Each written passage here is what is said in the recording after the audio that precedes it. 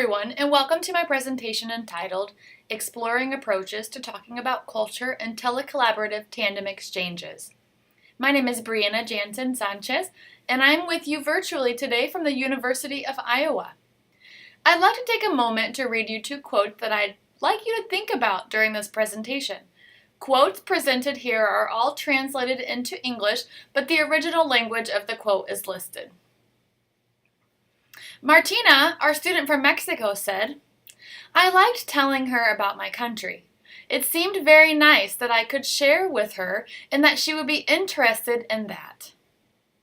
Hannah, our student from the United States, said, "You can literally have no idea that someone exists, then you can be talking to them and you realize that there are a lot of things that make your life different, but you have a lot of things in common as well, and it makes the world seem that much smaller." I'd like to begin by discussing the telecollaborative tandem exchange context. First, telecollaboration, also known as virtual exchange, is defined as using the internet to collaborate with a partner or group who speaks the target language and is in a geographically distant location. Bell's 2003 confirms that telecollaboration supports social interaction, dialogue, and intercultural exchange. It is quite evident that in telecollaboration there is almost always culture presentation or learning, and that culture comes up as a topic, even if culture learning is not an explicit goal of the interaction. Additionally, O'Dowd 2000 explains as well that in a SCMC video context, participants can see each other, their facial expressions, and their body language, and that this is an important aspect of L2 culture evaluation and interpretation of language. Specifically, tandem learning, which can be a specific type of telecollaboration, describes organized language exchanges between two language learners who are learning each other's languages. Learners communicating in this context spend half the time in each language. Another important topic to discuss is that of intercultural speaker. Rissiger 2007 defines intercultural speaker as a player in a social space whose competences and resources influence each other and develop together. An intercultural speaker is able to relate to the identities of different groups of people and his or own conceptions of the culture. The purpose of the study overall was to evaluate reciprocity in tandem exchanges by qualitatively and quantitatively evaluating interactional resources and relationship building, and to explore participants' approach to positioning themselves and the other throughout the exchange. In this study, the term relationship refers to the interpersonal connection that is promoted by collaboration, in where participants have a genuine interest in their partner's life and culture, where both individuals can freely express their opinions, and thus develop connections with each other. For this presentation, we will focus on one case study and how the participants in the pair approached talking about culture when culture itself was not a topic of the task, and the ways in which they positioned themselves culturally. The study was from a dual immersion project from the AJCU Ausschal project, and there were 10 pairs total, with one student from John Carroll University and one student from Universidad Iberoamericana León in each pair. The task for the tandem telecollaboration study was a discussion opinion exchange task which took place on Blackboard Collaborate Instant Messenger. They spoke for 20 minutes in Spanish and 20 minutes in English every time. Participants communicated 4 times over the duration of a semester. One of those chats we'll look at for this presentation. The topic of this chat was consumerism and likes and dislikes. This slide shows one pair, Hannah and Martina, participating in the exchange.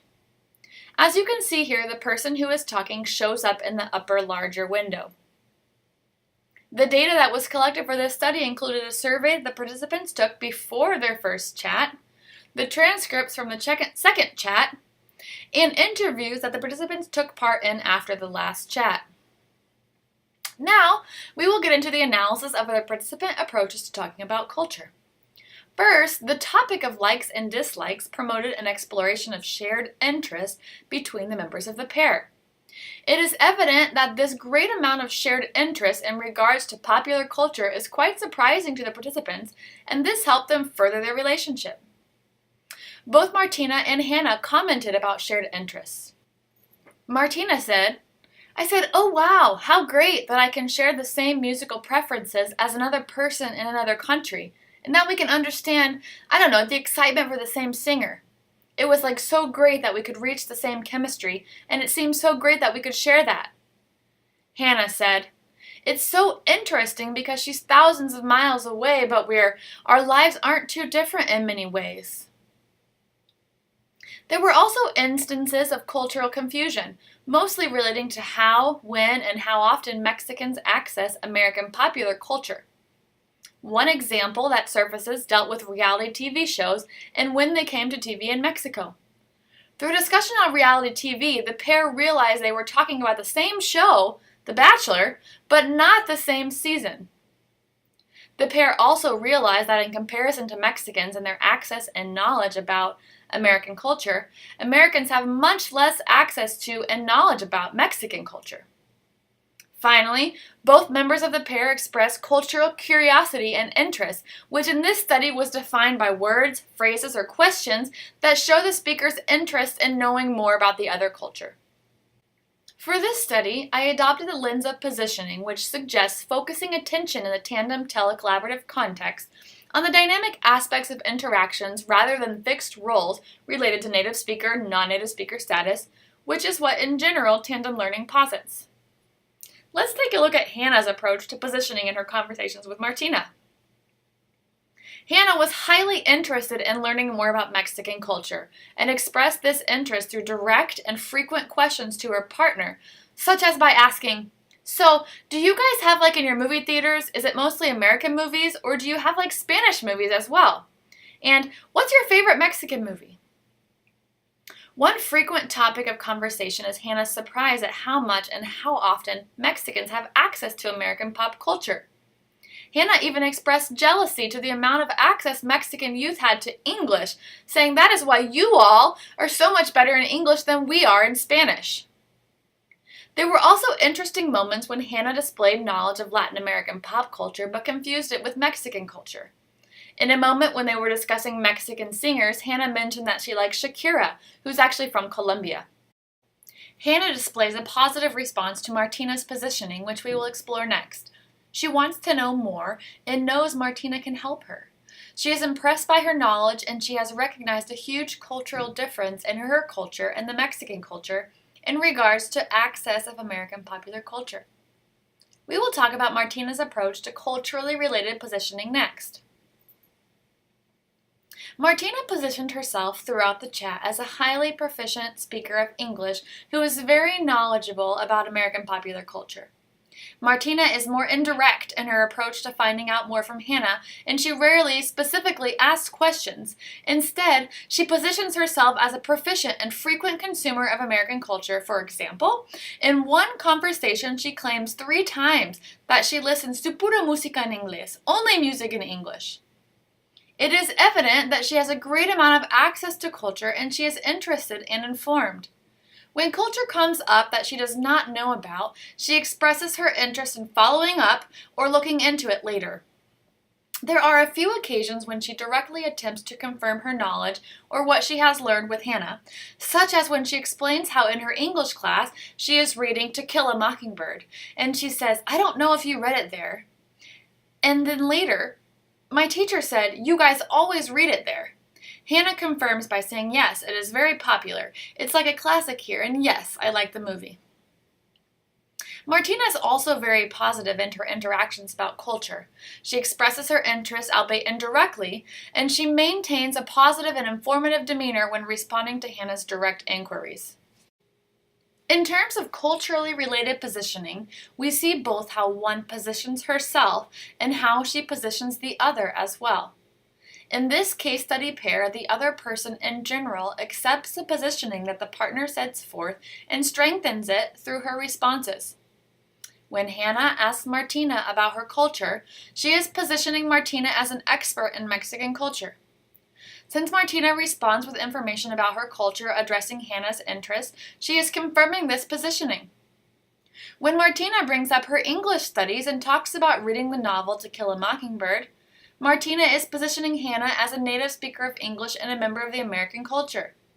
Hannah accepts the positioning, confirms Martina's positioning, and continues the conversation. I'll end today's presentation with a discussion of pedagogical implications of the exploration of approaches to talking about culture and telecollaborative tandem exchanges. The biggest goal is to be sure to implement discussion of culture, regardless if it is the topic of the exchange or the task prompt, before, during, and after the exchange. Before the exchange, consider these questions. What is culture? How can we define or describe culture? What are the learning goals or the objectives of the exchange? And is culture included? What are the benefits and drawbacks of intercultural communication? What does successful intercultural communication look like? And what can you do during a moment of cultural misunderstanding or tension? And during and after the exchange, it is suggested to make connections with the exchange to the class learning discussion regularly, to ask students to discuss concerns and cultural misunderstandings with the instructor or bring them to the whole class, and to implement pedagogical activities. Some suggestions are in-class activities, chat diaries or journals, blogs, or having students explore their own chat transcripts. Thank you for listening in today. Please feel free to reach out if you have any questions about this study.